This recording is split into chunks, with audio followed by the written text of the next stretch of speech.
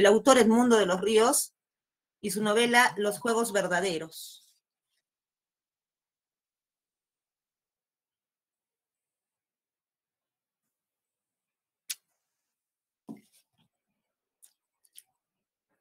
¿Listo, Melanie? Listo, mi gesta. Sí, gracias, muchas gracias. Gracias, marqué también la asistencia ya en el formulario, ¿ya? Listo, aparte que tú también la tienes ahí. Ok, gracias. A ver, chicos, por ahí me han saludado, chicos y chicas. A ver, ¿cómo están? ¿Qué tal? Qué gusto.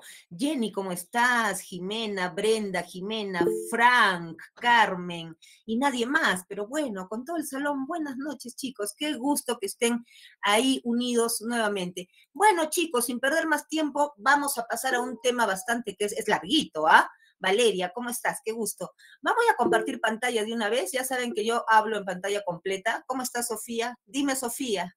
¿Ha levantado la mano? Buenas noches. Una pregunta. ¿Cómo está, Sofía? Con respecto a la clase anterior, usted dijo que la corriente literaria de Marcha Patriótica es romanticista. Claro, sí. ¿Y por qué no neoclasicista? ¿Neoclasicismo? Porque el neoclasicismo, sí, porque muestra un patriotismo, ¿no? ¿Tú dices neoclasicismo? Ajá.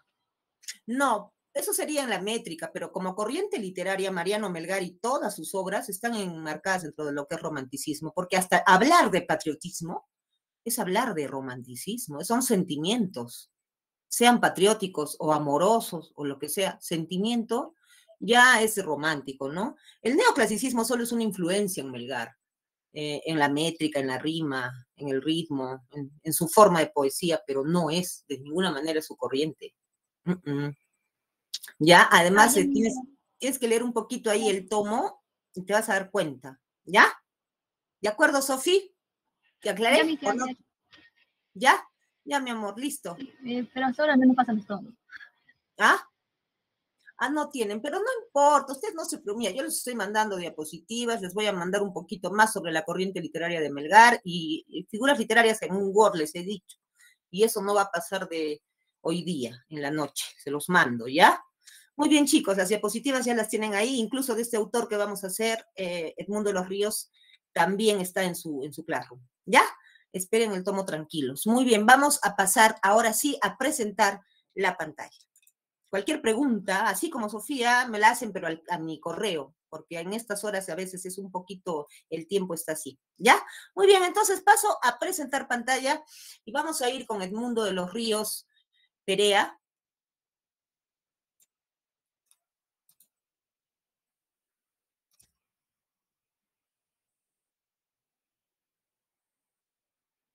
Ahí está, a ver, vamos a ver. Muy bien, chicos. A ver, siempre hablando y diciéndome, ¿cómo está? ¿Se ve? Sí, Miss. Nadie me contesta. ¿Se ve o no se ve? Sí, Miss. Sí, Miss. Ok, chicos y chicas, gracias por responder y por estar ahí. Sino que ustedes se habrán sorprendido porque dirán, ¿y quién es ese?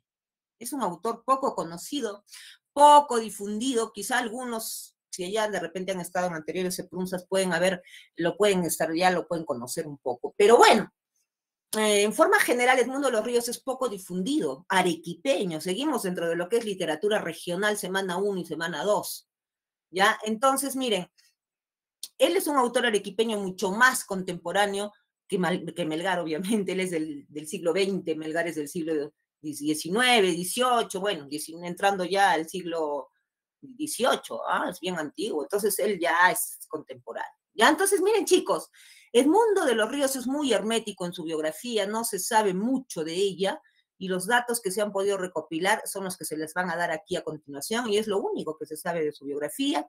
Su producción literaria, no hay tampoco mucha, solamente esta novela que le acabo de indicar a la señorita monitora Melanie, que les he dicho que es Los Juegos Verdaderos. Es la única novela que tiene editada, porque tiene otras dos, apunten, ¿ya? Pero no son editadas, son inéditas, por lo tanto no se pueden considerar como obras que ya están en la literatura porque son inéditas.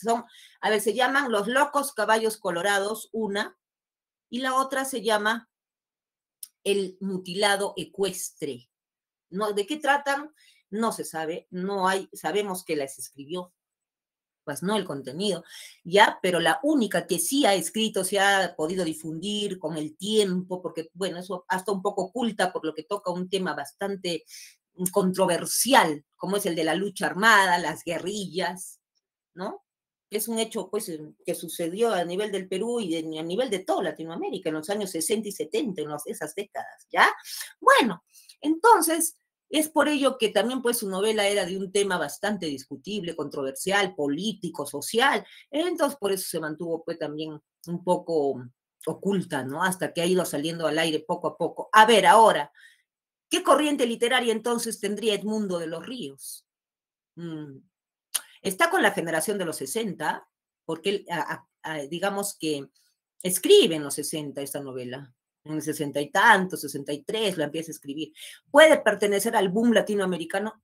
Hubiera podido estar con Mario Vargas Llosa, Gabriel García Márquez, todos esos Julio Cortázar que se fueron al boom desde Latinoamérica y sobresalieron en Europa, sí puede ser, pero como él fue poco conocido, no se supo de él, no se puede decir que integró el boom o que es un narrador típico de la década del 60 porque no se le pudo integrar en ninguna corriente literaria, porque no se dio a conocer esta obra hace tiempo, ¿no? En su momento, como debe ser. Entonces, sí se puede decir que solo tiene influencia de 3 corrientes literarias, y esto anota.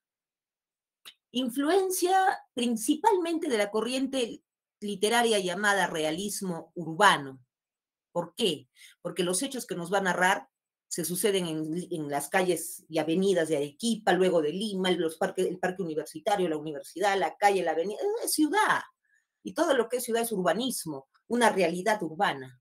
Entonces sí, realismo urbano es su primera influencia literaria y quizá la principal corriente en la que se le puede ubicar a Edmundo de los Ríos y a los Juegos Verdaderos. La principal, no quiero decir que sea la única. Ahora, también, pues, por el hecho que toca el tema que toca, que es de un guerrillero, tiene de realismo puro, o sea, del realismo literario puro, no urbano, realismo, tal y como son las cosas. Claro, él le pone ficción, porque si no, no sería literatura, le pone ficción, obvio. Y bueno, en cuanto a la escritura, solo en cuanto a la escritura, Edmundo de los Ríos tiene cierta influencia del vanguardismo. ¿Y qué fue el vanguardismo? Bueno, eso lo vamos a explicar ya con mucha claridad en Vallejo, pero desde ya te digo que el vanguardismo fue una rebeldía literaria en la escritura. En la métrica rompen con el verso, la rima consonante perfecta, en verso libre, en fin, en la narrativa, como es la novela, inventan palabras que no existen y ponen ellos sus propias palabras. Es como Vallejo, que prácticamente inicia el vanguardismo en el Perú. Por ejemplo, está Trilce. Ese término de Vallejo no existe, él lo ha juntado de 2 términos, de triste y de dulce, ha sacado Trilce, y hasta y así lo dio a conocer porque es libre, pues son rebeldes en la escritura, y algo tiene de eso Edmundo, ¿ya? Ya si tú lees algunos fragmentos que te hemos puesto en el tomo de la novela, es más, te hemos puesto 2 capítulos y el último, vas a ver, tiene ahí palabras que a veces tú no vas a entender bien, pues las inventa. ¿Ya? Muy bien, entonces influencia de 3 grandes corrientes, principalmente realismo urbano, realismo puro y vanguardismo. Hasta aquí mi introducción, porque esto es fundamental que lo anotes. ¿Lo anotaste y me entendiste? No voy a mirar, solo respóndeme con micro abierto. Sí. Sí, Miss.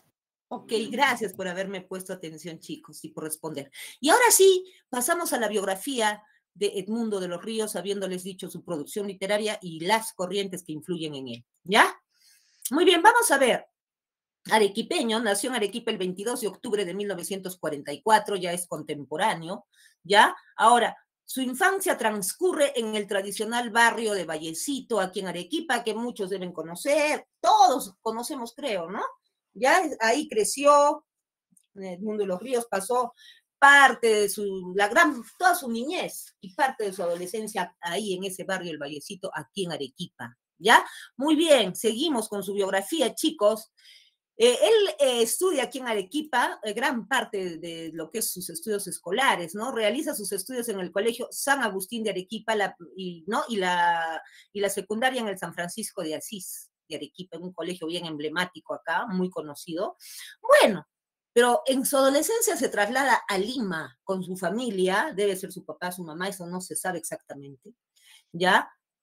O solo con su madre, eso está oculto, no lo podemos decir, solamente sabemos que más o menos cuando él estaba en cuarto de secundaria, tal vez, se traslada a Lima, a vivir a Lima con la familia y termina la secundaria en el Colegio Salesianos de nuestra capital, en Lima. ¿Ya? Entonces él termina ahí sus estudios, en Lima, en el Colegio Salesianos, ¿ya? Ahora, en Arequipa, desde chiquito, desde que tiene 13 años, desde que es un adolescente, teniendo ya un gran, bien clarito que él quería escribir, ya lo vemos colaborando acá desde los 13 años de edad en algunos diarios arequipeños, ¿ah? El diario Noticias, el diario El Pueblo, que hasta ahora se mantiene muy emblemático, tiene tantos años ese diario, ahí también colaboró Edmundo de los Ríos desde los 13 años, en El Correo, que también todavía continúa, y El Deber. Eran diarios arequipeños, ¿no? Y ahí, bueno, colabora Edmundo de los Ríos, no se sabe si era un trabajo, ¿no? Pero sí tuvo una colaboración. Ahora, a los 17 años, ya obviamente ya está en Lima, ahí hace su quinto secundario y todo eso, ahí sí trabaja en el diario La Prensa de nuestra capital, ¿ya? Ahora, de ahí 17 años tenía, no sabemos más de su vida, hasta el año 1968, en que él ya tiene 24 años, ¿ya? Él había empezado a escribir los Juegos Verdaderos a los 19 años, los termina de escribir a los 23, a los 24 años quería publicarlo, y ¿cómo lo publica? Viaja a México, allá lo va a publicar, porque gana una beca, ¿no? Parece que envía su obra a México, a este centro que se llama Centro Mexicano de Escritores, ¿ya? Y ahí leyeron esta obra, Los Juegos Verdaderos, y este Centro Mexicano de Escritores, dirigido por Juan Rulfo, Augusto Monterroso y Francisco Monterde, es un centro que finalmente lee su novela y le dan una beca para que él se vaya a vivir a Lima, trabajar en el Centro Mexicano de Escritores, colaborar con ellos, ¿no? Al mando de Juan Rulfo, que fue un gran autor mexicano, autor de Pedro Páramo, de Llano en Llamas y de muchas otras obras que son ya menos conocidas, pero es un gran autor mexicano, ¿no? Entonces, al parecer Juan Rulfo lee su novela, Los Juegos Verdaderos, le interesa el tema, ¿m? Y le da la beca. Entonces, Edmundo de los Ríos empieza a vivir en México ya, desde 1968 empieza a vivir en México, Edmundo de los Ríos, ¿ya? Ahora, ese mismo año, dice acá, en 1978, es cierto, él vivía en México, pero al parecer Juan Rulfo hizo llegar también esta obra, Los Juegos Verdaderos, esta novela, la hizo llegar a Cuba, a un concurso que se llama Casa de las Américas de Cuba, que todos los años creo que hasta ahora hay, ¿ya? Entonces, no participó, obvio, en ese concurso, pero sí la leen y les gusta, y es por eso que ese mismo año, él ya estando en México, Edmundo de los Ríos, tiene que viajar a Cuba, y un momento nomás, un mes, no se sabe cuánto tiempo estuvo ahí, pero tuvo que viajar a Cuba en 1968 porque obtuvo una mención honrosa en ese concurso literario llamado Casa de las Américas, ¿no? Y le dieron esa mención honrosa justamente a la novela, la única que tiene editada, que es Los Juegos Verdaderos, ¿no?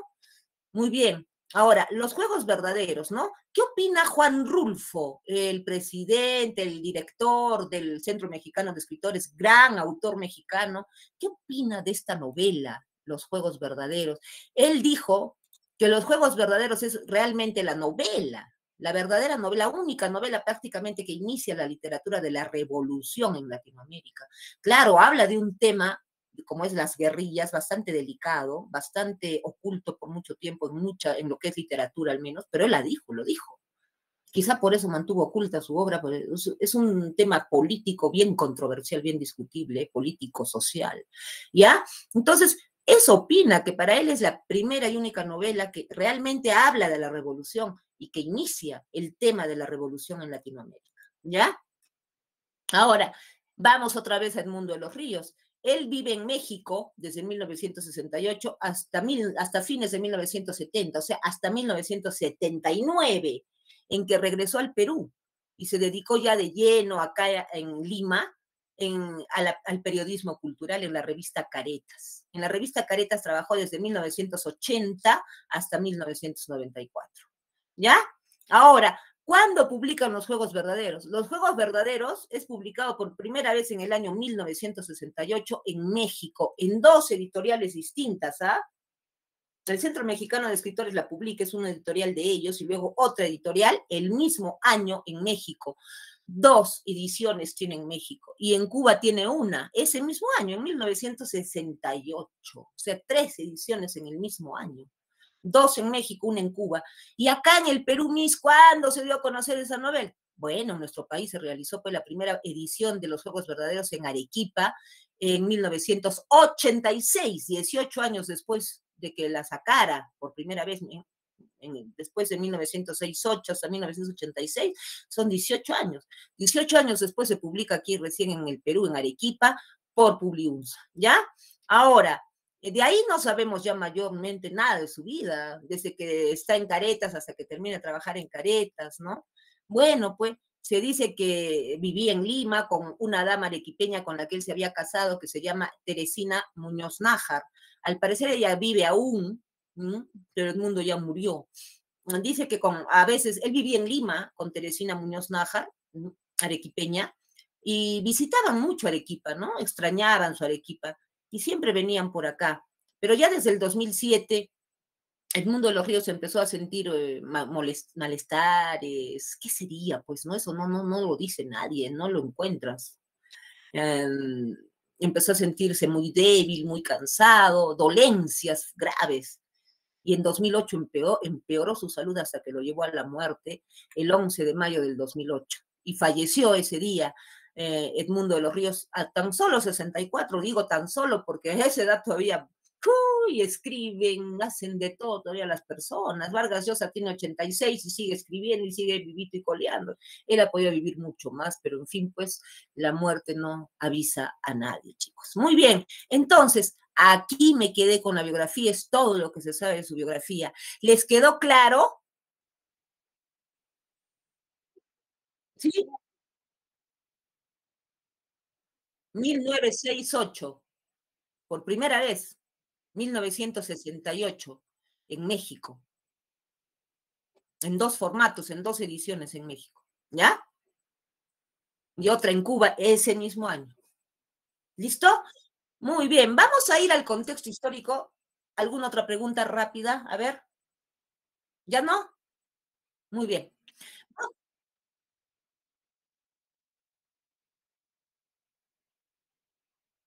Claro, pero depende, pues, ¿no?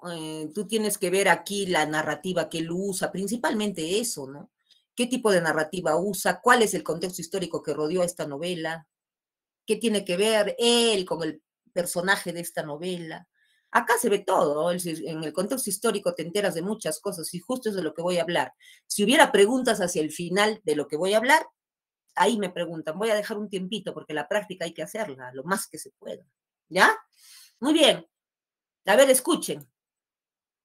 A ver, vamos a pasar al contexto histórico literario, no del autor, claro, del autor y de la novela, pero sobre todo la novela, porque tuvieron que haber hechos históricos que dieran lugar a este tema, como es esta novela, que tiene ficción y mucho también de realismo. Entonces, miren, acá hay una configuración histórica que le rodeó a esta novela, que es lo que le da prácticamente, aquí viene la crítica político-social de esta novela. ¿Por qué la escribiría Edmundo? Vamos a ver al autor de muchos puntos de vista. A ver, tú te tienes que imaginar también cosas y de acuerdo a la pregunta, tú ubicar ahí lo más adecuado, lo más destacado. Tienes que leer las preguntas en el examen bien leídas 2 veces, si es posible. Nunca la leas a la loca y contestes a lo loco. Eso es lo peor. Con todo lo que se te dice acá, tú te puedes ubicar fácil.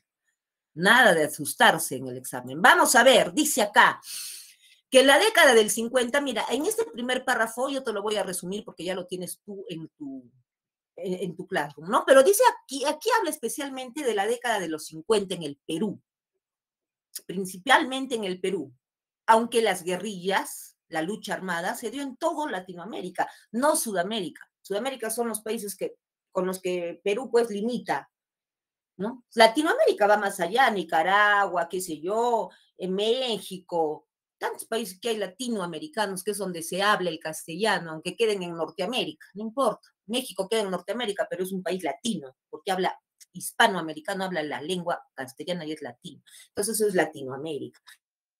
A nivel de todo Latinoamérica, bueno, se dieron las guerrillas, pero nosotros nos vamos a centrar en lo que ocurrió en el Perú para que surja esta novela llamada Los Fuegos Verdaderos, que habla de la lucha armada o la revolución guerrillera, que se trata de un grupo de jóvenes que querían cambiar la injusticia que había en el país en los años 60 en el Perú. Pero esto empieza en los años 50, incluso antes. A ver, acá nos habla en este párrafo de un sociólogo peruano llamado José Matos Mar, ¿no? Que publica un ensayo que se llama Desborde Popular y Crisis del Estado, que lo publica en 1984, pero no habla de una crisis en los 80s, ¿no? Acá habla de una crisis que empieza en los años 50 en el Perú, o sea, 1951, 50, 52, 55, cualquier fecha de esas, pues empieza, ¿no? Toda la década 50 se empieza a dar estos problemas ya políticos, sociales en el Perú, un desborde popular, una crisis del Estado.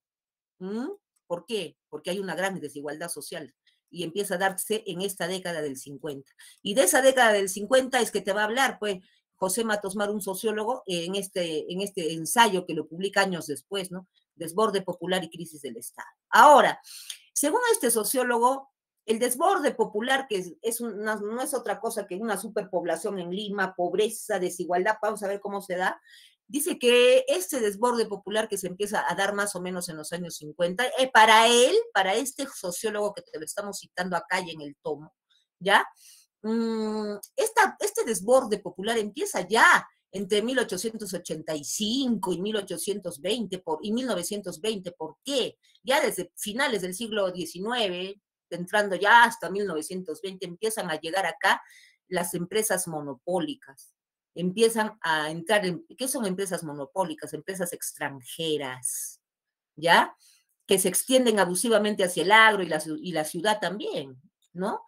Empieza a darse eso recién en los 80 y tantos, 1885, 1920, pero ¿cuándo se vuelve esto fuerte esto de los monopolios? En los años 50, chicos, en la década del 50 se empieza a dar esto de los monopolios en forma horrenda. ¿Por qué horrenda? Porque fue terrible para el Perú enfrentar esto, para mucha gente.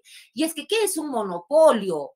Es una empresa extranjera. Si descomponemos la palabra, te vas a dar cuenta, mono, uno, ¿ya? Y polio viene de poleum, del griego poleum, que significa vender. Anota por si acaso la descomposición, ¿no? De la palabra, ¿no? Entonces, polio, mono es uno, polio, poleo, poleum, del griego poleum, vender. Uno solo vende, una misma empresa vende. ¿Cómo es eso, Miss? ¿Cómo es un monopolio, Miss? No son empresas gigantes que empiezan a entrar al Perú comprando acciones de empresas peruanas pequeñas, de menor capital, que para el Perú ya son grandes, pero para ellos no.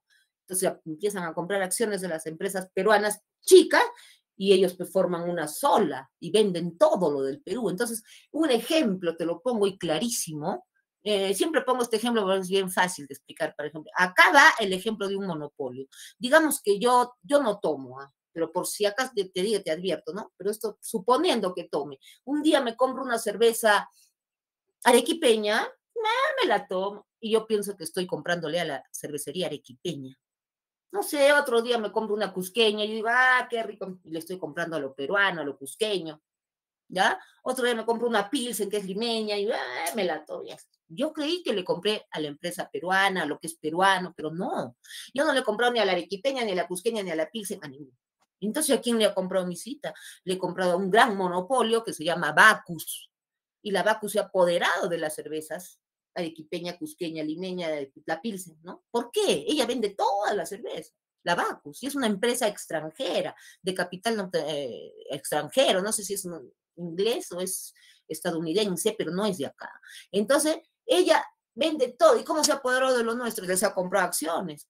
La mayoría de sus capitales a estos grandes, que ya eran grandes empresarios, los de la cervecería arequipeña, cervecería cusqueña, ya eran gigantes, pero ella los puede cubrir. Uy, la Bacus vende todo ahora.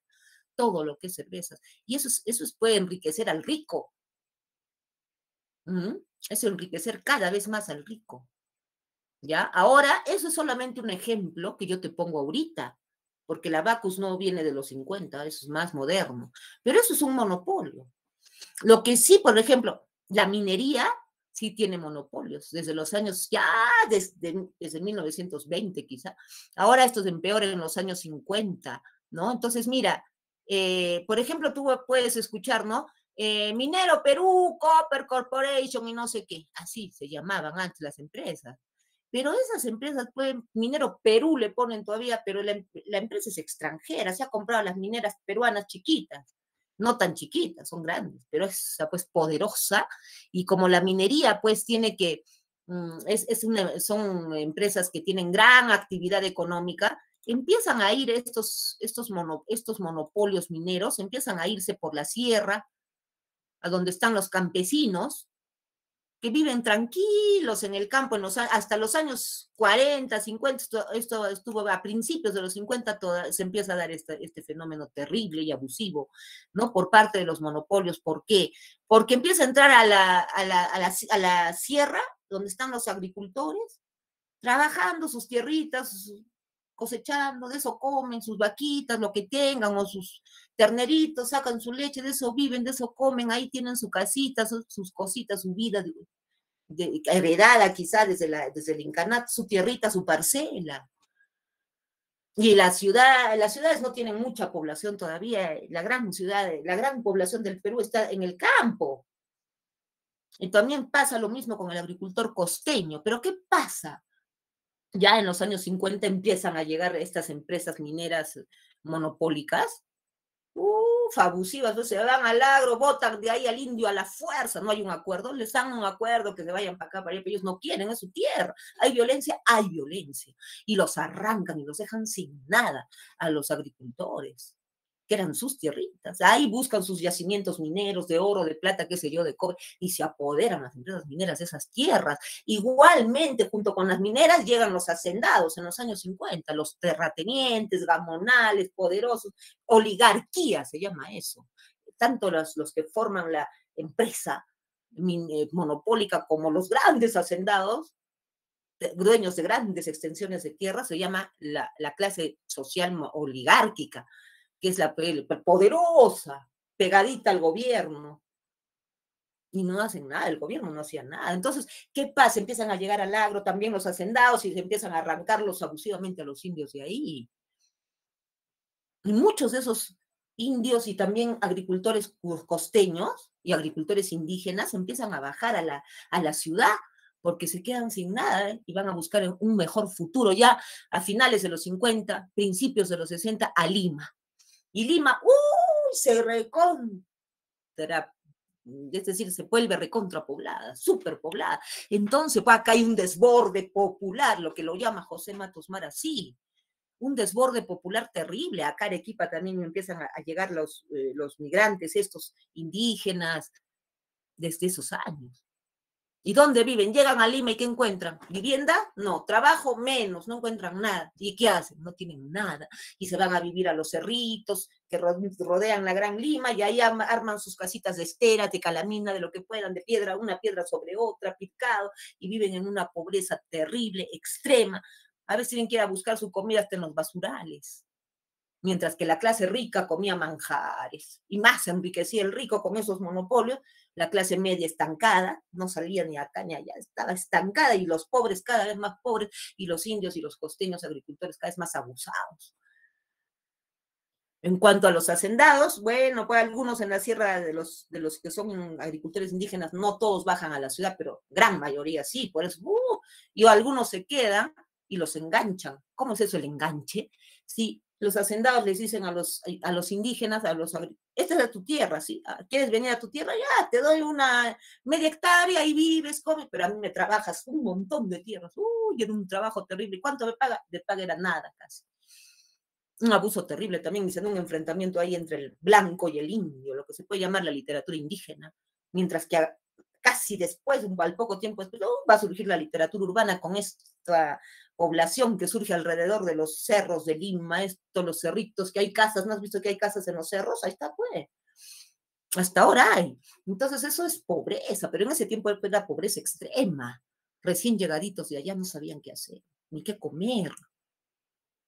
Entonces, ¿a qué da lugar? Da lugar para una desigualdad terrible, a una injusticia social, es un desborde popular y una crisis estatal terrible. Entonces, ¿qué hacen? ¿Qué pasa acá? Acá vamos al otro recuadro, ¿no? Acá empiezan a surgir, pues, intelectuales de partidos de izquierda, por ejemplo, que forman, bueno, que han estudiado, son personas que saben, están en la universidad, o de repente ya han acabado la universidad, son profesionales y forman parte, sobre todo de partidos de izquierda, y que comulgan con las ideas, por ejemplo, de Fidel Castro. ¿Quién fue Fidel Castro? Fidel Castro es el que va a tomar el gobierno de Cuba con un gobierno comunista, es decir, él va a triunfar en la Revolución Cubana de 1959, Fidel Castro. ¿Y quién era Fidel Castro? Un guerrillero. ¿Y qué es un guerrillero? Simplemente Fidel Castro era, ¿qué te digo? Un estudiante de Derecho en la Universidad de La Habana, Cuba, joven, todavía joven, cuando deja padre, madre, carrera de estudio, deja todo para irse por sus ideales, porque en Cuba pasaba lo mismo que acá, en los años 50. Estaba Fulgencio Batista en el gobierno, había una desigualdad social terrible, pobreza extrema, riqueza extrema, igual que acá, solo que acá, bueno, acá también se estaba dando algo así. Entonces, en Cuba, esto fue terrible en los años 50, y Fidel Castro, que ya se había ido de guerrillero, ¿y qué es irse de guerrillero? Ir a preparar tus ejércitos propios en la selva, o escondido del gobierno con un montón de gente descontenta del agro, estudiantes universitarios que ya también se sienten imbuidos de estas ideas y quieren clamar contra esa desigualdad, se vuelven de esas ideas comunistas, se van junto a Fidel Castro a la selva cubana, y entre la ceja de selvas, bueno, selva y sierra cubana, ahí se van, pues, ocultos del gobierno. Fulgencio Batista, que es el que gobernaba Cuba en 1959, no tenía idea de estos movimientos, ya que se hicieron poderosos, y esto Fidel Castro no crean, se fue de 20 años de guerrillero y a los 21 tomó el gobierno, no, le costó años de años esto, ¿no? Y en 1959, ¡pah!, le da el golpe de Estado a Fulgencio Batista. Hasta 1959, Cuba fue un país capitalista como el nuestro. Como capitalista, tú tienes un capital, haces tu plata, si quieres te compras un carro, un pantalón, una zapatilla, lo que quieras. Eres libre de comprar, eres capitalista, es como todos somos acá. En cambio ellos no, desde Fidel Castro, Cuba se vuelve comunista, o sea, ellos querían un país, es lo que quería Fidel Castro, un país igualitario, donde no haya diferencia de clases sociales, eso es el comunismo.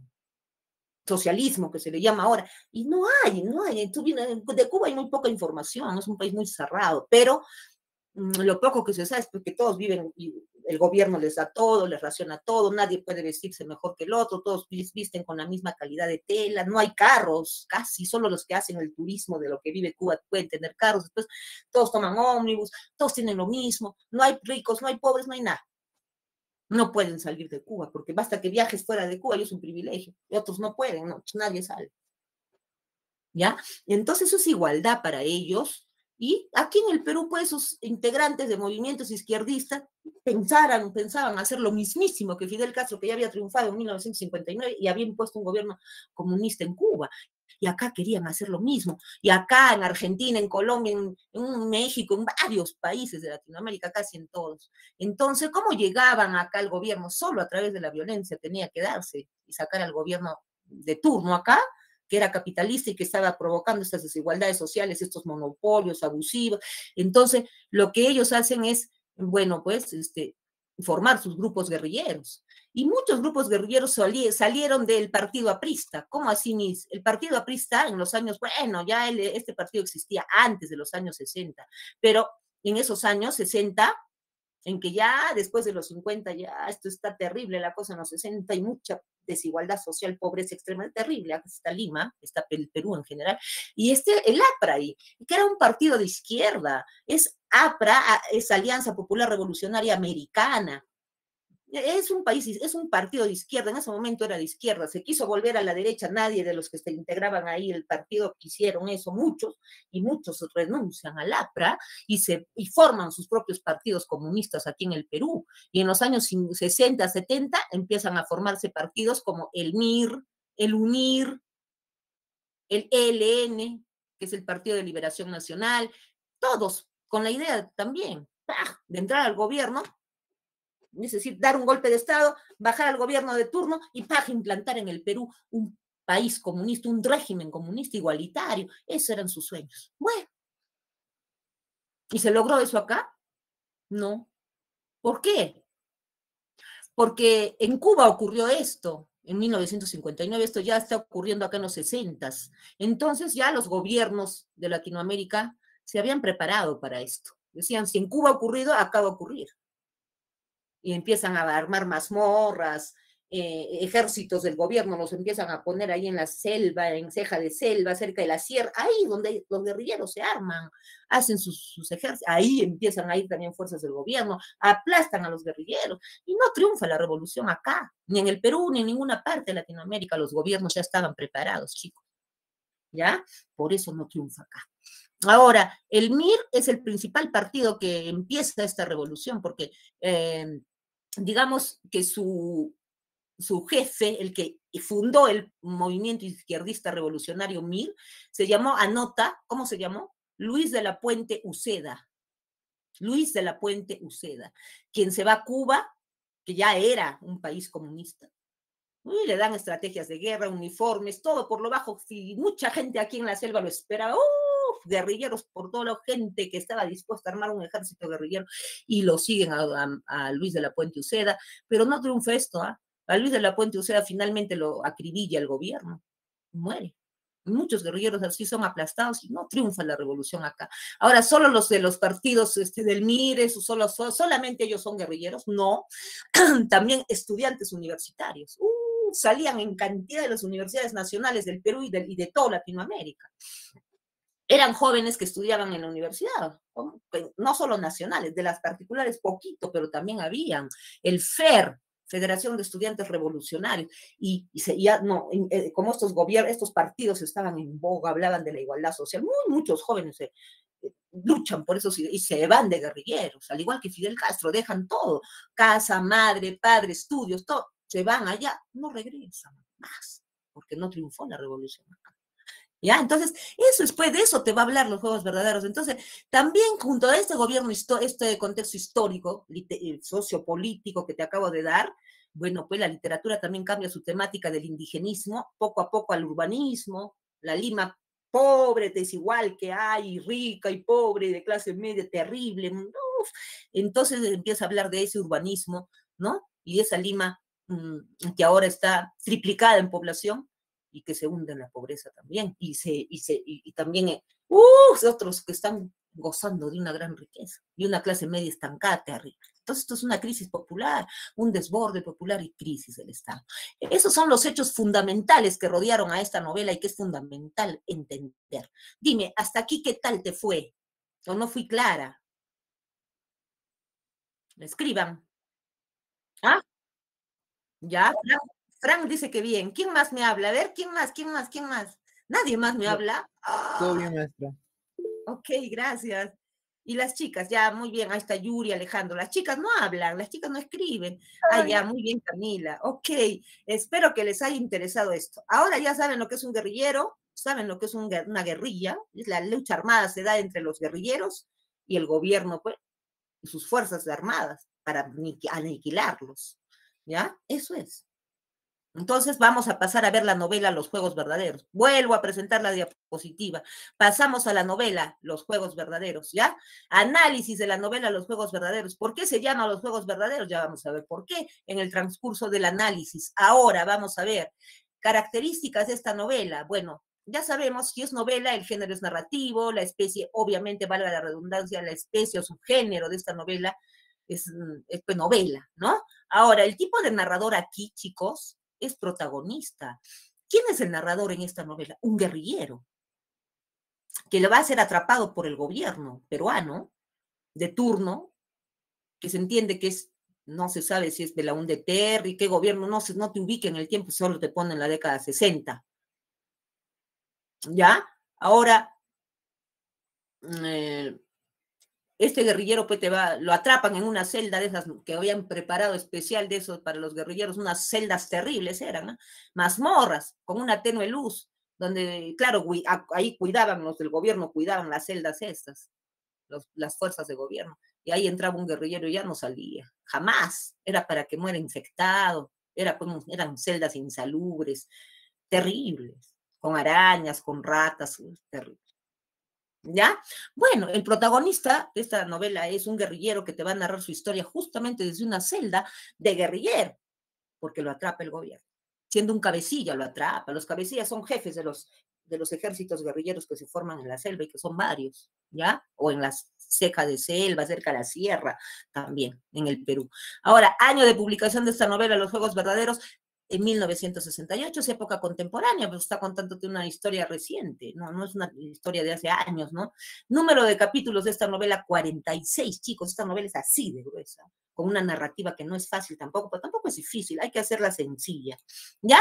Muy bien, vamos a ver, antecedentes históricos, ya te los he dicho, ahí hablo del MIR, hablo de la Revolución Cubana, ya sabes en quién se inspiraron, cuál es el gran hecho histórico que precede a los Juegos Verdaderos, la Revolución Cubana de 1959. No es el MIR, no, porque el MIR se inspiró, el movimiento izquierdista revolucionario y otros se inspiraron en Fidel Castro, en la Revolución Cubana para hacer lo mismo. Entonces, aquí el antecedente histórico de los Juegos Verdaderos es la Revolución Cubana de 1959. ¿Ya? Y miren, pues acá hay una imagen de cómo se desarrollan más o menos las guerrillas, ¿no? Acá puede haber un cabecilla, que es el jefe de los demás guerrilleros, que está dando órdenes de guerra, y ahí en la selva, ocultos, con uniformes clandestinos, que generalmente son pues gestionados por Cuba o por los que forman estos movimientos izquierdistas aquí en el Perú. ¿Ya? Muy bien, ahora vamos a pasar al análisis de la novela en sí, vamos a ver sus personajes, ¿ya? Tenemos un protagonista que narra su historia desde la cárcel, en diferentes personas. Ya vamos a ver eso de la narrativa ahorita. Primero, el protagonista es un guerrillero que no tiene nombre. Nombra a todos los personajes, menos al guerrillero, no sabe el nombre del que narra. Es un narrador X, un narrador protagonista, les puede decir X, sí, desconocido, ¿ya? Porque no tiene nombre. Y tal vez, ¿por qué? Porque hay tantos de guerrilleros que mueren que no le ponen nombre, pues. Es como si representara a miles que mueren a manos del gobierno, ¿no? Entonces, mira, este protagonista que no tiene nombre va a narrar su historia, por lo tanto es un narrador homodiegético, está dentro de la historia, ¿ya? Ahora vamos a ver acontecimientos en torno a este protagonista, a este narrador protagonista, ¿no? Narrador personaje, a ratos es personaje, a ratos es protagonista, depende de cómo narre, en qué voz narrativa está. Vamos a ver, ¿ya? Ahora, el protagonista se relaciona en algunos datos con Edmundo de los Ríos. ¿Y quiere decir que el protagonista es Edmundo? No, es lo que muchas veces me preguntaban algunos chicos. No, lo que pasa es que Edmundo, a los 23 años, 19, escribe esta novela, a los 23 la publica. No hubiera podido publicarla pues si él hubiera sido un guerrillero, no. Lo que sí se sabe es que comulga con estas ideas guerrilleras, de hecho, como muchos que no llegaron, no se fueron de guerrilleros, pero que tal vez escribieron a favor de esto, tienen un pensamiento abierto a favor de esto, ¿no? Y Edmundo de los Ríos no lo tuvo tan abierto porque era peligroso acá tener un pensamiento abierto, pues fue a México de repente. Acá había un gobierno dictatorial en los 60, que era pues Velasco Alvarado, ¿no? Que le dio el golpe de estado a Belaúnde Terry en el 68. Entonces, pues justo el año de su publicación, peligroso también. De repente por eso la publicó en México. ¿Quién sabe? Eso no se sabe, ni se puede asegurar. Pero tiene relación el protagonista, sí, porque aquí Edmundo, que no es él, le pone sus datos de su biografía, al menos el recorrido que él tiene a lo largo de su biografía se los pone al protagonista. ¿Por qué? ¿Es él? No es él. Lo que pasa es que se identifica con los guerrilleros y de alguna manera quiere identificarse a través de este guerrillero, de este protagonista, con todos los guerrilleros y su pensamiento y sus ideales. Entonces, por eso dice acá, acontecimientos en torno al protagonista, que en su niñez vivió en Arequipa, en Vallecito, ¿no? Y formó parte de un grupo de amiguitos que se llamaba Los Halcones Negros, que claro, era un club de fútbol, pero los de su edad, sub-11, así chiquitos, niñitos, él les puso también el mismo nombre, los halcones negros, se pusieron así, el mismo nombre de su club, eran como 8 amiguitos de esa edad, de ese club, ¿ya? Eran niños todavía en el Vallecito, porque esta novela tiene 3 tiempos narrativos. Niñez es 1, adolescencia, segundo tiempo narrativo, y juventud del protagonista, del guerrillero. Son 3 campos temporales, 3 espacios temporales narrativos. La niñez del guerrillero o del protagonista, la adolescencia y su juventud. En la vejez no llega viejo, pues, porque jovencito lo muere, pues, en esa celda. Siendo universitario, muere ahí. Entonces no llega a la vejez, no se queda en la juventud. Ya, entonces formaba parte de este grupo de amiguitos de un club también que era igual, los halcones negros. En su adolescencia se traslada a Lima, igual que Edmundo, se dan cuenta, le pone eso, pero no es que sí que sea él. Y sigue sus estudios luego universitarios, este guerrillero más bien sí sigue estudios universitarios, y ahí en la universidad, imbuido de estas ideas comunistas, socialistas, de partidos izquierdistas, decide convertirse en guerrillero y se va de guerrillero. Hay un hecho que lo hace que lo convierta, ya que se decida del todo a irse de guerrillero y se va. Luego, ya una vez que se decide irse de guerrillero, viaja a México, luego a Cuba, y así forma su ejército guerrillero, ¿ya? Y llega a ser un cabecilla de estos ejércitos. Ahora, en su niñez vamos a ver otros, ya hemos visto al principal, que es el protagonista X, narrador. Ahora vamos a ver, los halcones negros son los chiquitos estos que son parte de su infancia y que viven en el Vallecito, ¿no? Y que son Quique, y bueno, al frente de Quique, ¿por qué dice Diana? Porque Diana era la hermana de Quique, y que era el amor platónico del protagonista, que aquí es niño, no tiene nombre, acordémonos, va a ser guerrillero en el futuro, aquí todavía no es niño como cualquiera, juega como cualquiera, es un niño alegre como cualquiera, después se vuelve guerrillero, ¿no? Ya, entonces, Diana siempre fue su amor platónico, enamorado desde chiquito de esa niña Diana, que era hermana de Quique, que era un amigo suyo, pues, de los halcones negros, ¿no?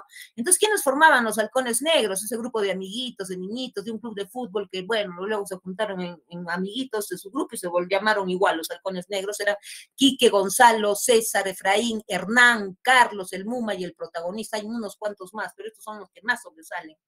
¿Ya? Esos son parte de su niñez. El Tuerto Zorco es un hombre muy malvado, tuerto de verdad, medio cojo, malo, que luego vamos a ver qué preponderancia tiene en la novela y ahorita que la narremos. Y finalmente la Mica, ¿no? Es una chica liberal, libertina, que al parecer tiene una importancia grande, que lo recuerda desde su celda, la recuerda y la narra, y desde su celda habla de ella en la narración, porque al parecer esta chica tuvo mucho que ver en la iniciación sexual de este muchacho, de este guerrillero, cuando fue adolescente o cuando fue jovencito, ¿no? Entonces, ahí la nombra, ¿ya? Representando la Mica, ¿no? En esta novela se analiza como el objeto sexual en la novela, mientras que Diana es el amor ideal, el amor puro, el amor bueno, la chica buena, y la Mica es la chica impura. Mal análisis, un poquito machista, pero así es. ¿Por qué? Porque si la Mica hubiera sido hombre, no había ahí que objeto sexual ni nada, pero en fin. Y vamos a ver ahora la madre del protagonista, es otro personaje secundario que es la madre de este guerrillero, de este protagonista, ¿ya?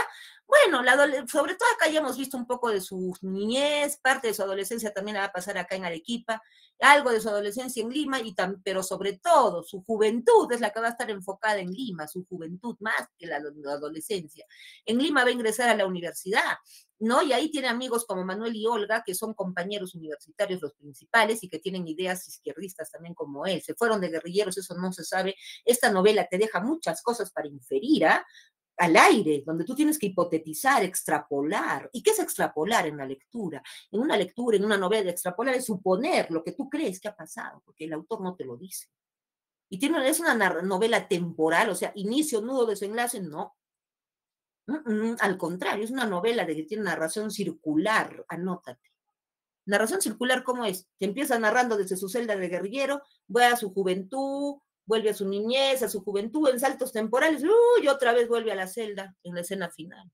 Larguísima la novela, pero es una narración, es atemporal, no es cronológica. ¿Ya?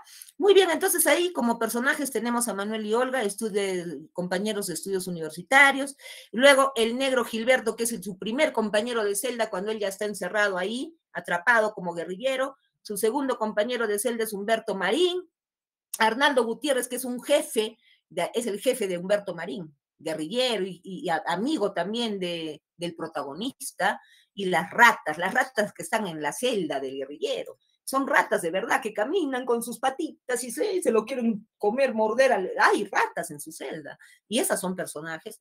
Sí, pero no tanto las ratas de la celda, no, sino vamos a la interpretación alegórica que se le da acá a las ratas, a la interpretación literaria. Las ratas no son otra cosa que el ejército, el gobierno, los políticos y el gobierno.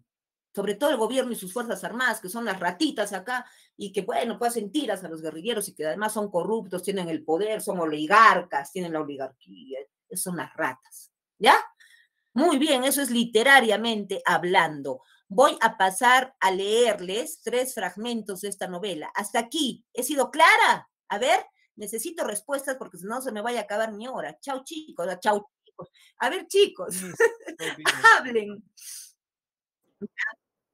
Muy bien, van bien.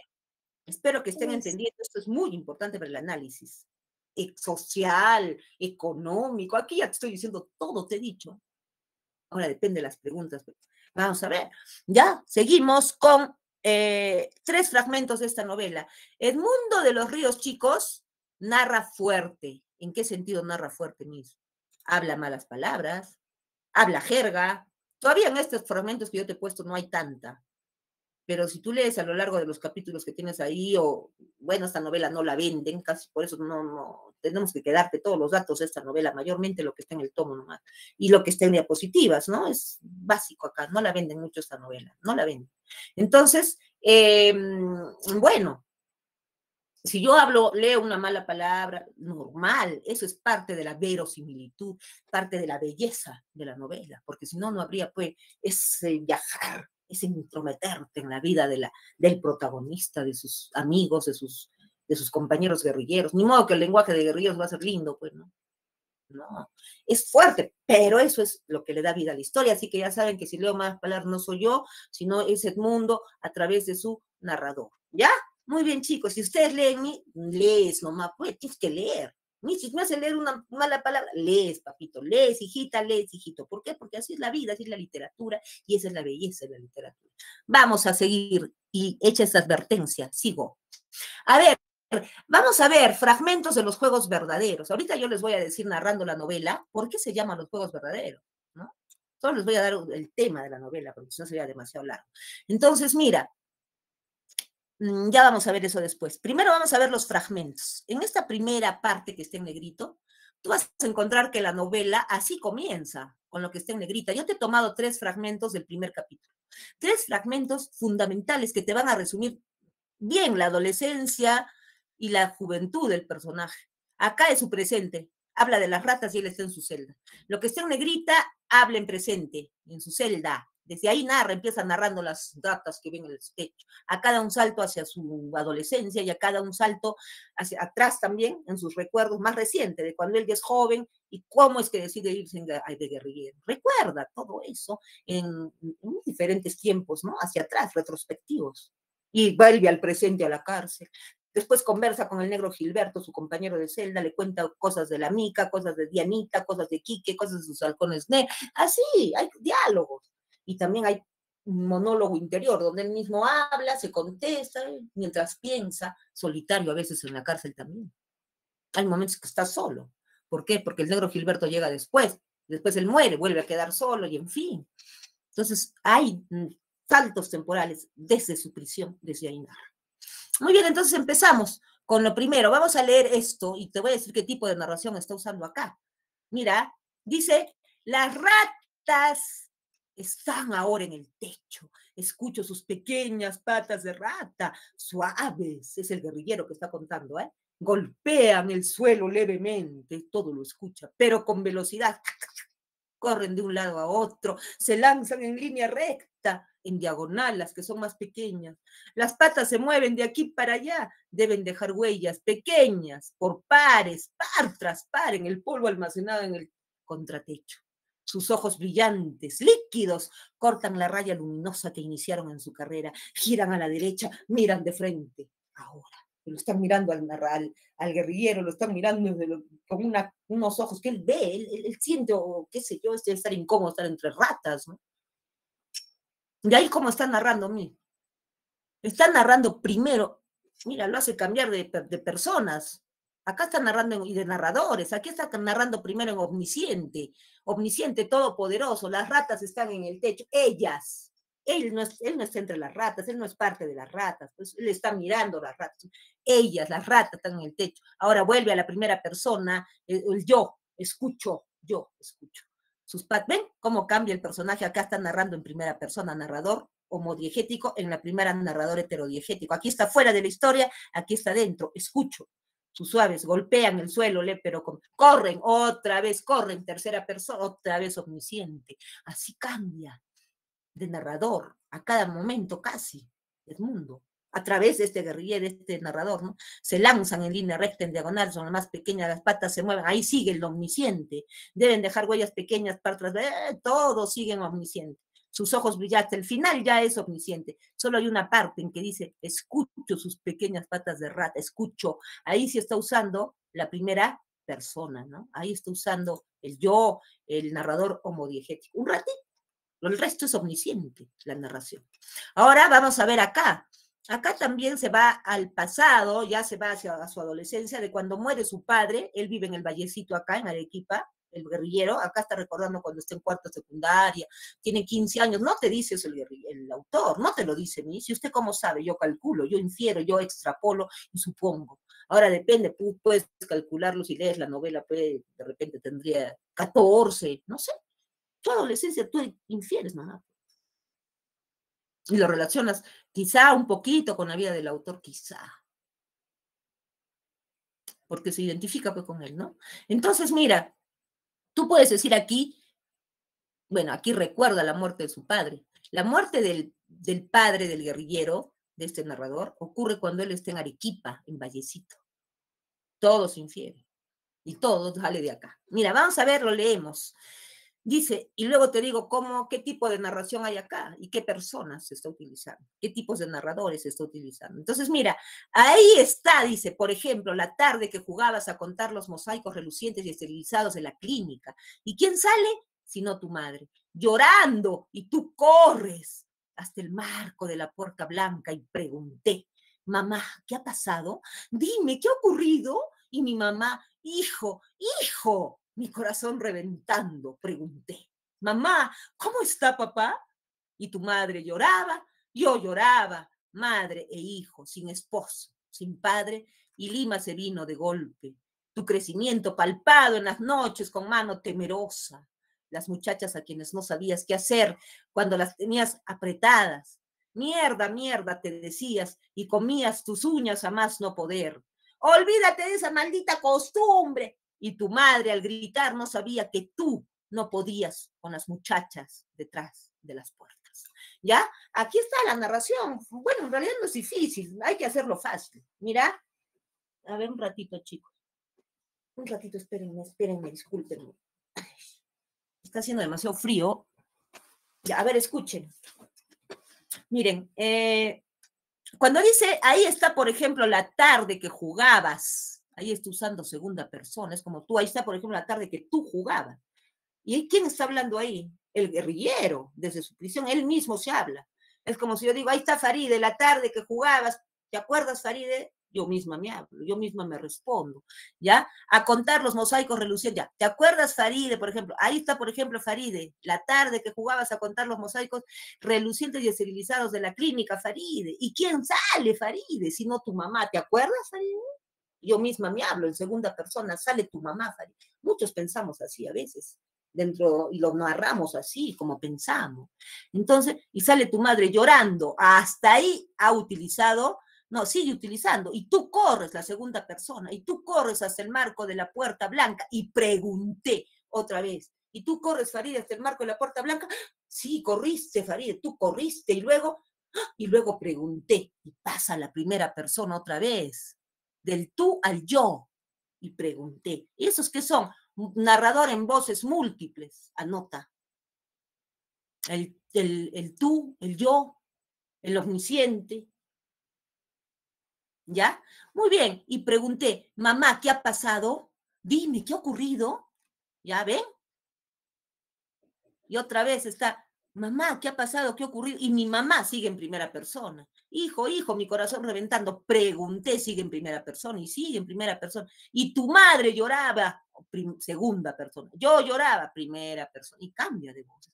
Es lo que se llama, pues, voces múltiples. Ahora, el tipo de narración acá es el monólogo interior. Él mismo está conversando, está pensando, respondiéndose, no, recordando y preguntándose y respondiéndose a sí mismo. Es como si yo estoy conversando. ¿Te acuerdas, Faride, cuando eras chiquita? Ah, sí, me acuerdo. Y tu mamá salía y tú te escondías en el corral de los chanchos de tu abuela cuando estaban en Characato. ¿Te acuerdas, Faride? Sí, me acuerdo. Y tu mamá lloraba y tú llorabas también. Y eras bien traviesa. ¿Te acuerdas, Faride? Sí, de repente pregunté. ¿Te acuerdas, Faride? Y estabas ahí, de repente, sí, y pregunté tal cosa. Y así, el mismo narrador habla. Eso se llama consigo mismo, se llama monólogo interior.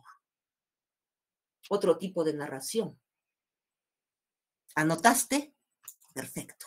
Acá también usa el monólogo interior y las diferentes personas, igualito que en el segundo fragmento. Entonces vamos a ver, solo que aquí te ha narrado cómo murió su padre. Madre e hijo sin esposo, sin padre, se murió su papá y Lima se le vino de golpe, o sea, se fueron a Lima, su mamá y él. Y ahí él ingresa a la universidad. Bueno, un tiempo regresa acá, después vuelve otra vez a Lima y ahí sí sigue en Lima con su mamá y ahí empieza a la universidad y se vuelve guerrillero. En la universidad empieza a asimilar esas ideas izquierdistas, comunistas, que los hacen ir de guerrillero, ¿no? Y ve la injusticia que hay en la sociedad. Entonces, mira, viene ahora en el párrafo que está con verde, con verdecita, ahí te va a narrar el momento en que él decide irse de guerrillero. ¿Ya? Acá ya es joven, ya no es adolescente, ya está en la universidad. Se entiende que estudiaba en la Universidad Agraria La Molina, es lo que tú infieres. No te lo dice directamente el narrador. ¿Ya? Entonces, acá ya está en la universidad, ¿y qué dice? Igualita la técnica que en el segundo párrafo, usa las voces múltiples, el yo, el tú, el omnisciente, igualito. Monólogo interior también. Entonces dice, acá viene, la decisión irrevocable, momento de la escogencia. Ahí está, escogencia. Vanguardismo. Eso no existe. Escoger. Pero escogencia no le pone porque ya es libre, pues, una rebeldía literaria en la escritura era el vanguardismo. Ya entonces dice, la decisión irrevocable, momento de la escogencia, hombre o no hombre, fue en ese instante en la tribuna del Parque Universitario el que quebró tu vida, o mejor, la desherrumbró. Tuviste nueva piel, pero ¿cómo no iba a ser ese instante crucial? Yo escuchaba entre los manifestantes y el otro, no sé qué demonios decía desde la tribuna, y los universitarios que corrían de un lado a otro, han matado a 3, han matado a 4, hay muchos heridos, y los rochabuses y la caballería, y yo dije, a la mierda con todo esto, yo me voy de guerrillero, y se fue. ¿Ya? Ese es el momento por el cual decide irse. Están pues los guerrilleros luchando ahí con, perdón, los jóvenes universitarios lanzando arengas contra el gobierno, voces fuertes contra, vienen los rochabuses, los matan, él ve a sus compañeros muertos, de me voy de guerrillero y se fue. Ya, esa fue su decisión irrevocable que le cambió la vida para siempre. Vamos a pasar a narrar la novela. ¿Están listos o no? A ver, háblenme. Ok, qué bueno, qué lindo. A ver, chicos, miren, yo les he dejado 4 diapositivas para hacerles el resumen de esta novela. 1, 2, 3, 4, ya lo tienes tú. Yo no puedo hacer esto porque si yo empiezo a leer cada párrafo y te lo explico, no, se me va 2 horas. Entonces, esta novela tiene 46 capítulos, yo la tengo que narrar toda, darte un argumento general, ahorita, en 10 minutos, ojalá pueda. Yo creo que sí, y el resto se hace la práctica, lo principal, las preguntas más importantes, si tú tienes alguna que hacer, que yo quieres que te aclare, te la aclaramos, ¿ya? Muy bien, pero yo empiezo a narrar de una vez los juegos verdaderos, pero voy a narrarlo a mi manera, todo lo que está en la diapositiva te lo voy a decir, todo, solamente que de manera más resumida y corta, porque si no, no alcanzo, pues, ni con 2 horas alcanzo, ¿ya? Entonces, sí, una idea bastante general, ¿ya? Bueno, ¿por qué voy a poner esa imagen más inicio de las rats? Porque no, si narro con letras es aburrido. Yo voy a empezar a narrar la novela así con las ratitas ahí, y acá pues, acá hay un levantamiento de jóvenes universitarios, miren cómo les tiran agua, en fin, terrible. Eso es la vida en toda Latinoamérica, no solo en el Perú. Bueno, vamos a ver. Los juegos verdaderos, ahorita digo por qué se llama los juegos verdaderos. Así lo voy a decir inadvertidamente, a ver si lo captas. Miren, si no, yo te ubico. Miren, esta historia comienza con la historia de un guerrillero que está en su celda. Ya sabes lo que es un guerrillero. Lo habían atrapado los del gobierno. ¿Por qué? Porque él se fue, pues, de guerrillero. Es decir, cuando estudiaba en la universidad y toma esa decisión que te han leído en verdecita, que dice que está caminando con Olga, una amiga universitaria, de repente ve un movimiento y terrible, la protege a Olga, y ve una lucha terrible entre los universitarios y el gobierno, terrible, y toma, pues, en ese momento ve muertos, compañeros muertos, heridos, incluso muchos heridos, el poder, ve la injusticia, y dice, qué terrible es esto, qué terrible está el Perú, qué terrible está mi patria. Yo, dijo, no, esto no lo aguanto más, y es cuando dice, para la M, me voy de guerrillero, y se va, pues, de guerrillero. Y entonces a su mamá le miente y le dice, mamita, me voy a ir a México, mamita. Solo un tiempito mientras lo que dura el otro ciclo de la universidad y ya por el siguiente me vuelvo a matricular. Pero ¿por qué, hijito? Si quiero buscar allá otras cosas para ver si qué hacemos, ¿no? Con el futuro nuestro, que acá la situación está mal, que no sé qué. Bueno, su mamá le cree, ¿no? ¿Qué se imagina por acá? Que él estaba ya imbuido de estas ideas izquierdistas, de irse de guerrillero. Y es que él pensaba volver a ver a su madre. Claro, él pensaba volver triunfante, como volvió Fidel Castro, los que estaban a su lado. Y diría, vengo con poder y le doy una vida mejor a mi madre y a todos. Eso pensaba, pero quedó todo en una ilusión. Entonces se va a México. Primero, ya dejó sus estudios universitarios. Deja todo, madre. Todo por sus ideales. Desde esa revuelta universitaria que él ve, que lo ve terrible. Aparte que ya ve otras cosas terribles, la pobreza y todo. Bueno, pues se va. Se va a México, a Cuba. Y lo meten, hay tantas, luego ya llega con su ejército, trae armas clandestinas desde Cuba, uniformes para un grupo de guerrilleros que ya lo esperaban en la selva, a este guerrillero X, que iba a ser un cabecilla, mandaba a un grupo.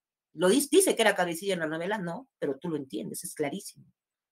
Entonces, tiene muchos seguidores, descontentos del agro, obreros mal pagados, maltratados, se van de guerrilleros en cantidad, lo esperaban allá en la selva, muchos venían para unirse a su ejército y les da sus uniformes, sus armas, sus estrategias de guerra, y como ese grupo había muchísimos guerrilleros que se ocultaban en la selva, en la ceja de selva del Perú, cerca a la sierra, al Cusco, por ahí, por Junín, por muchas partes, y la misma selva. Ahora, también había allá el ejército, estaba ahí, preparadísimo para enfrentarlos, porque ya el gobierno se había preparado, chicos, y entonces empieza a darse una lucha armada, pues, entre el gobierno y las fuerzas guerrilleras de estos jóvenes, ¿no?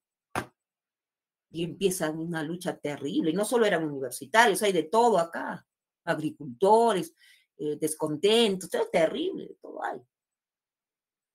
Ahora, en una de esas tantas luchas que hay contra el gobierno, bueno, muchas las ganan, se van, desaparecen los guerrilleros, se vuelven a ocultar, pero en una de esas lo agarran, lo atrapan los del gobierno y ¡pram! Lo meten a esa celda oscura que ya habían preparado, a él lo atrapan cerca del Cusco en un enfrentamiento que hay. Se entiende que su celda queda cerca al Cusco, en ceja de selva, entre la sierra y la selva, queda ahí esa mazmorra, esa prisión donde lo meten.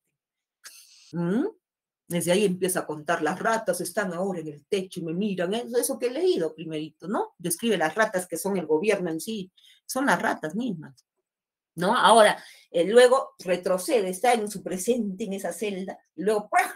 Retrocede temporalmente y va de golpe a su niñez, y recuerda a los halcones negros, a Quique, a Dianita, su amor ideal, a Hernán, a esos niños que formaban el grupo de los halcones negros aquí en Arequipa, Vallecito, y como cuando eran niñitos fueron a molestar a un tuerto que vivía ahí más allá acababa el barrio de Vallecito y ahí colindaban unas chacras. Fueron a trepar los niñitos por ahí, los halcones negros en ese tiempo, pues él recuerda, tendrían 11, 12 años, 11 quizá. Van, trepan y lo conocen al tuerto Sorco, que era malo, dice que trataba mal en esa chacra, parece que cuidaba esas chacras y trataba mal a todos, maltrataba a los animales y eso no les gusta a los niñitos. Entraron a su chacra con sus ondas y empezaron a hacerle tiras el maíz, el choclo, los camotes, todo, mascaban el choclo crudo y se lo escupían en la cara al tuerto Sorco, y así se divertían con el tuerto Sorco varios días y él también lo sacó a pedradas. Era un tuerto malo, bien malo. Después ya no lo vuelven a ver un tiempo, ya se aburrieron. Eran niños, pues. Se aburrieron de verlo al Tuerto Zorco, ya. Y así fue pasando el tiempo. Y el protagonista llega más o menos a los 15 años, 14, y muere su padre acá, en Arequipa, Vallecito, y se va con su madre a Lima. Estudia un tiempo allá, aparece el quinto secundaria, regresa acá y vuelve a ver a los halcones negros, ya jóvenes. Todos tienen de entre 16 y 17 años, el despertar sexual ya está en ellos, en su mente. De repente dicen, vamos a espiar el Tuerto Zorco, no lo vemos años, ya pues vamos. Y cuando van, trepan el muro y ven salir detrás del Tuerto Zorco a una chica guapa, bonita, mayor que ellos, claro, si ellos tienen 17, ya tendría 27, es una chica guapa, en plena juventud, hermosa, pero sí muy libertina. Esa es la mica, decía. Pero ellos le llamaban la Meca. ¿Por qué? ¿Por qué le llamaban la Meca? La Meca es una ciudad sagrada. Es una metáfora, ¿no? Que te hace ahí el autor. No veas que te agarren con esto, ¿no? No creo, pero a ver, por si acaso, pues yo te digo, ¿no? Meca es una ciudad que hay en la Arabia Saudita, donde van todos los que son musulmanes, tienen que ir una sola vez al año, en su vida, perdón, una vez en su vida a esa ciudad, porque si no se condenan según su fe. Igual ellos decían, esto es como la Meca, todos queremos estar con ella, con la Meca, aunque sea una vez, y todos querían tenerla. Y ella se prestaba a esos juegos, pues, también.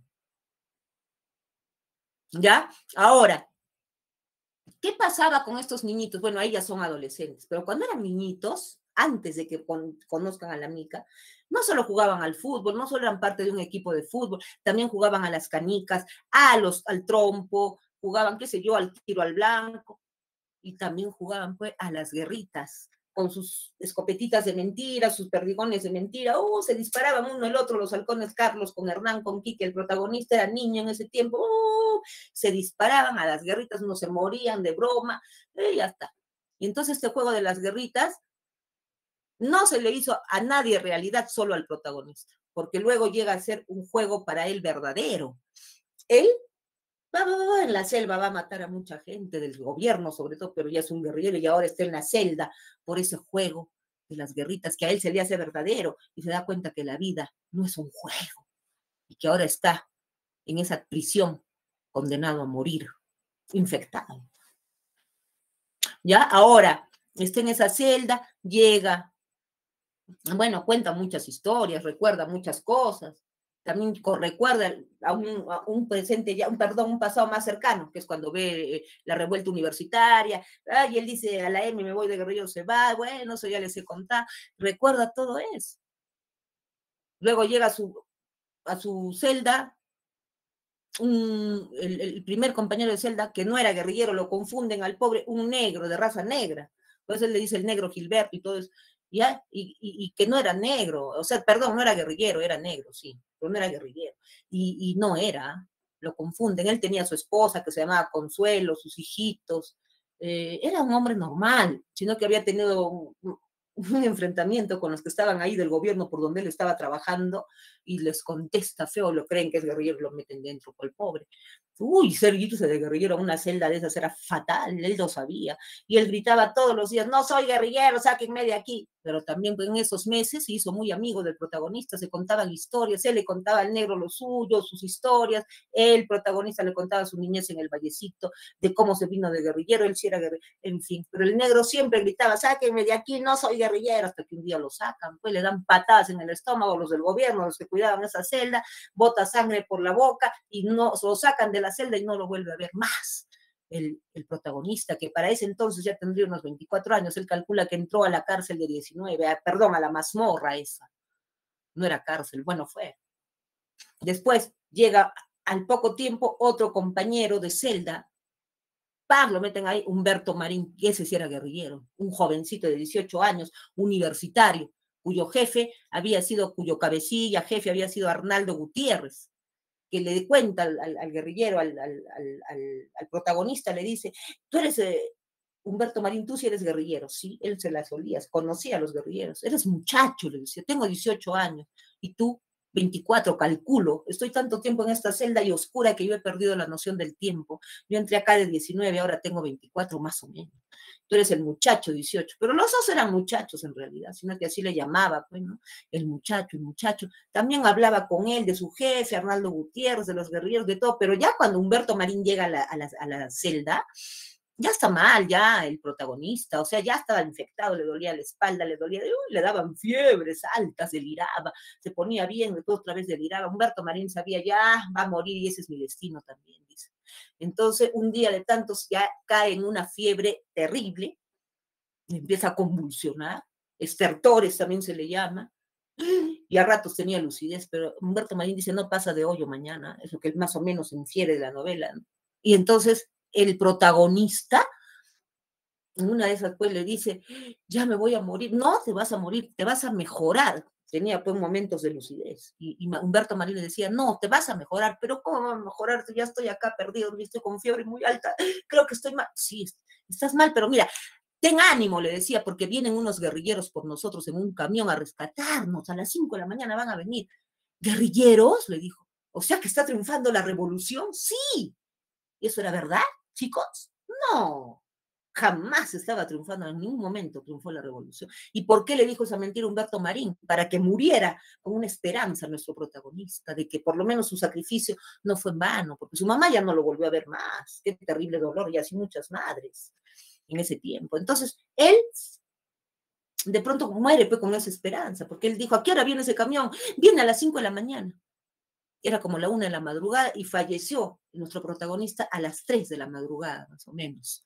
Y Humberto Marín se queda triste. Y efectivamente ya entran a la celda, fallecido, lo sacan a Humberto Marín y viene un camión, exactamente, como dijo Humberto Marín, pero no de las guerrillas, sino del gobierno, y se lo llevan a Humberto Marín. ¿A dónde? No sé, nadie sabe. Y el protagonista está muerto en su cama, ¿no? Y él como que sale al final de su cuerpo, algo así, ¿tú entiendes? Si lees toda la novela, y narra en omnisciente, y no dice, me vi muerto, yo soy el muerto, no dice así, él te empieza a decir en omnisciente, y vi al guerrillero tirado en su cama, escuálido, flaco, con una cara de dolor terrible, muerto, lo vi muerto al guerrillero, era el mismo, pero está narrando en omnisciente, y dice, y luego vi que una rata grande, negra, de rabo muy largo, se le acercaba, ¡pam!, se le acerca a su cara y le muerde la boca. Y la rata se mancha de sangre su hocico. Y esa rata, ¿qué alegoriza, chicos? Alegoriza al gobierno que una vez más había callado a un guerrillero, como lo había hecho con miles de miles. Y ahí acaba la novela. Bueno, a ver, ¿cómo te fue? ¿Qué tal la historia? ¿Más o menos? ¿La entendiste?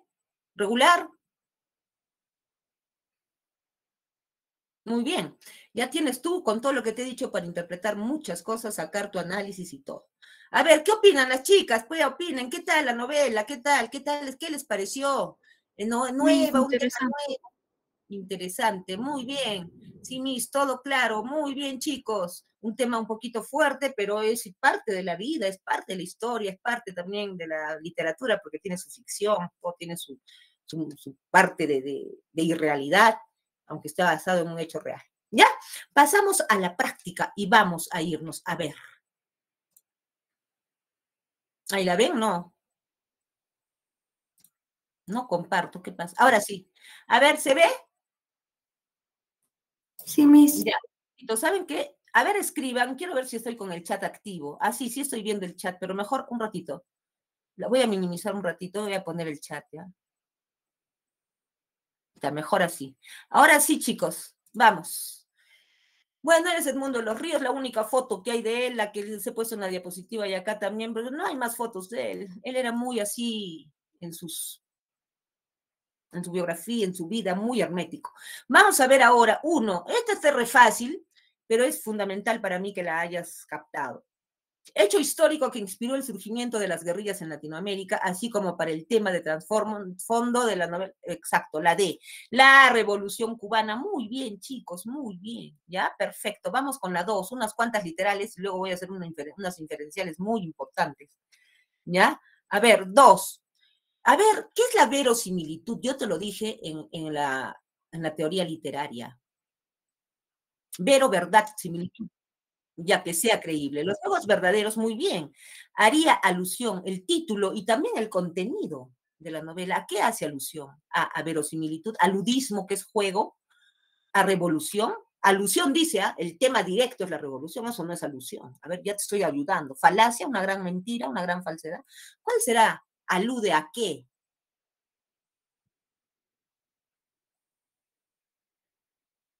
¿Qué dices? En la 2. Los juegos verdaderos, tanto en el título, juegos verdaderos, juegos que se vuelven realidad, como en el tema, no, falsedad, no, porque esto es algo que se volvió realidad, o sea, es algo, una realidad que se ha dado.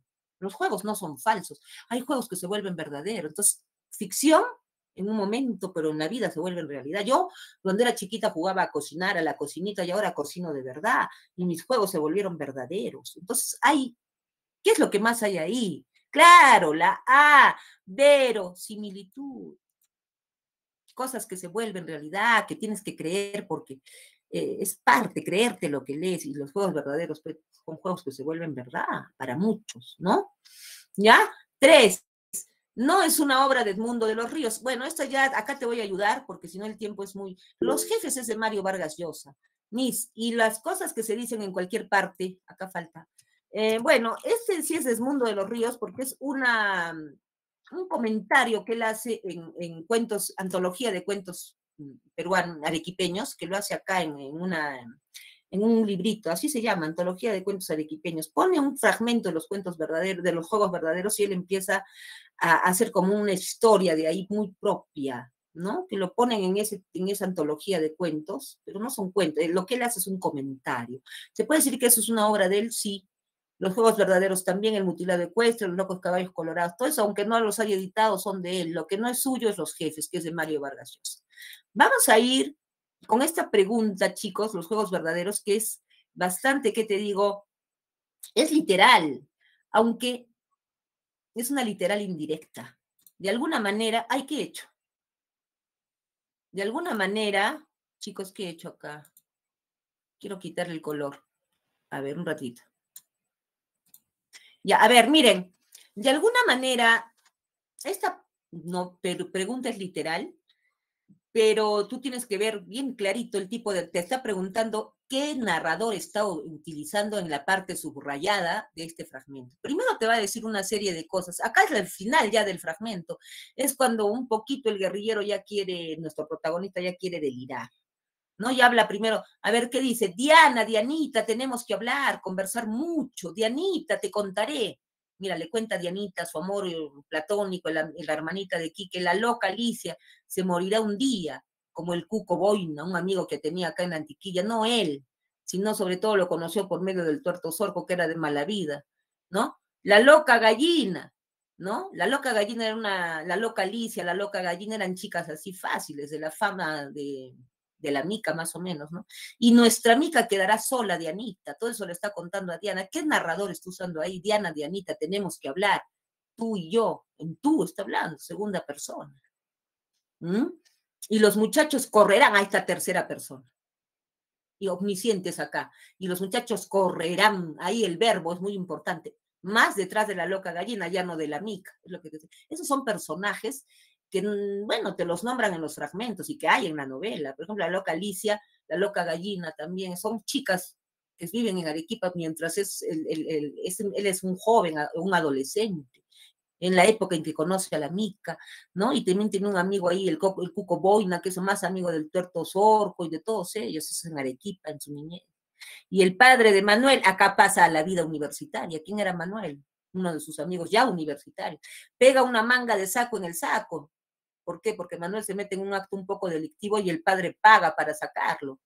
Y ya de la cárcel, en el que está un poco tiempo, unos días. Y la madre, amantísima madre, llora por el hijo y por el padre. Y dice, pobrecitos, lo que están pasando.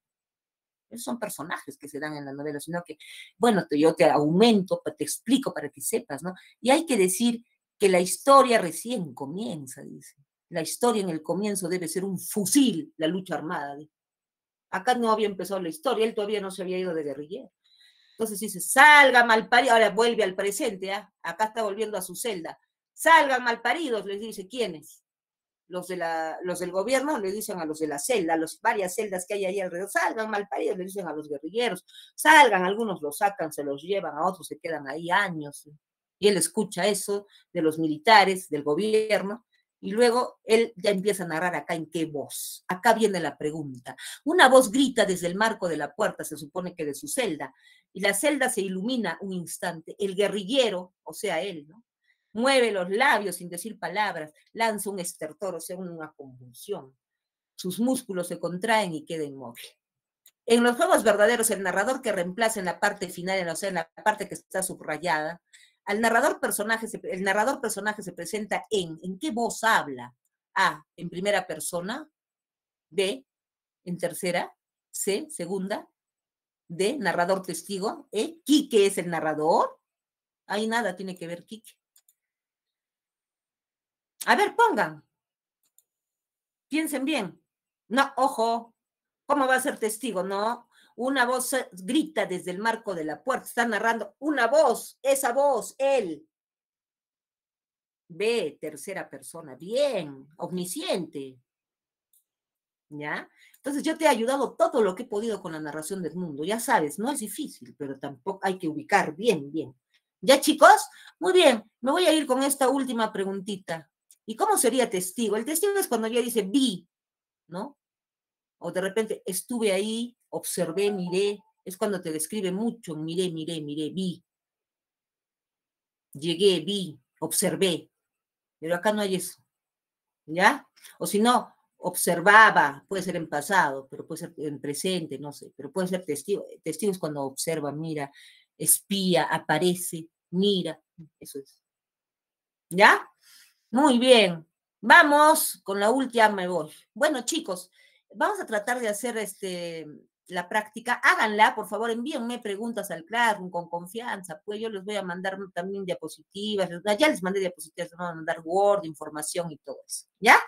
Muy bien, chicos. Espero que les haya gustado la clase. Ya nos vemos. Cuídense mucho. Voy a detener la presentación de la pantalla. Hasta mañana, Miss. Cuídese. La verdad que nos toca mañana. Cuídense, mañana entramos con la semana 3, ¿ya? Un abrazo. Hasta luego con la señorita monitora. Hasta luego, Miss. Hasta luego, chicos. Mañana nos vemos. Cuídense. Chao, chicos, cuídense. Hasta luego, maestra, cuídese, gracias. Hasta luego, Miss. Hasta luego, gracias a ustedes. Chao, chicos. Hasta luego.